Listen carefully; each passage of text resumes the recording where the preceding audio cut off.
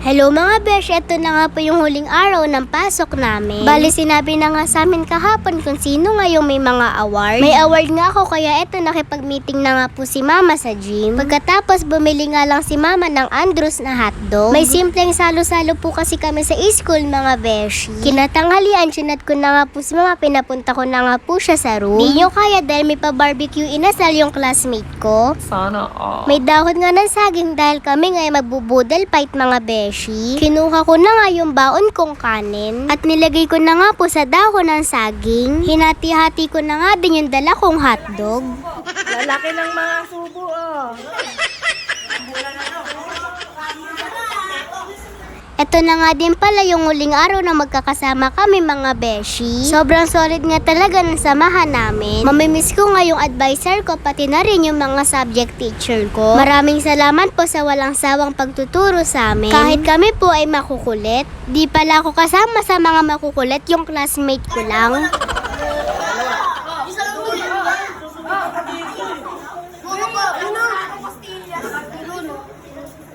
Nakalima ako. Paina, nakatalba ko. Ha? 20 ako. Naka-30 ako. Bandang 3 PM sinundo na nga po ako ni mama. Dumaan nga lang ako kay Aling Luz. Hindi ko po kasi makita yung Chinese garter ko kaya bumili ako ng bago. Pagka-uwi nga po namin sa bahay, nagpalit nga lang po ako ng terno panjama. Bakasyon na nga kaya nandito nga si Leet. Binidyohan nga po siya ni mama, titignan nga po namin kung ano nga po reaction niya sa bahay namin. Kapag talaga lalaki nandiyan at mga beshi.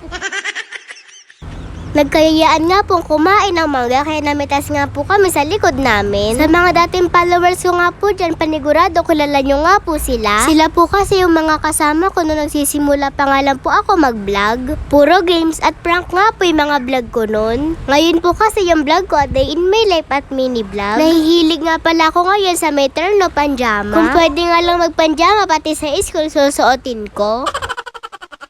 Kinabukasan, meron nga po kami practice para sa recognition. Yung mga papasok na nga lang po sa amin yung may mga sabi. Kaya naman dito, laban na laban yung foundation ng beshi nyo. Yan siya te, akala mo naman kung saan siya pupunta. Pero magpa-practice lang naman, may papilantik pa nga siya ng mata. Naganda-gandahan nga ang beshi nyo. Nag-crocs na nga lang po ako para komportable nga po paglakad ko mamaya. Nagbaon na nga din po ako ng lunch para di na nga din po ako dala ni mama. Sobrang init na din po kasi sa tanghali mga beshi. Kayo po ba mga beshi, kailan yung recognition nyo? Kami po ay sa Monday na. Sobrang proud nga po ako sa sarili ko dahil every year nga po umakyat nga po ako sa stage. Yung pumasok nga po akong fresh tapos uuwi akong bilasa.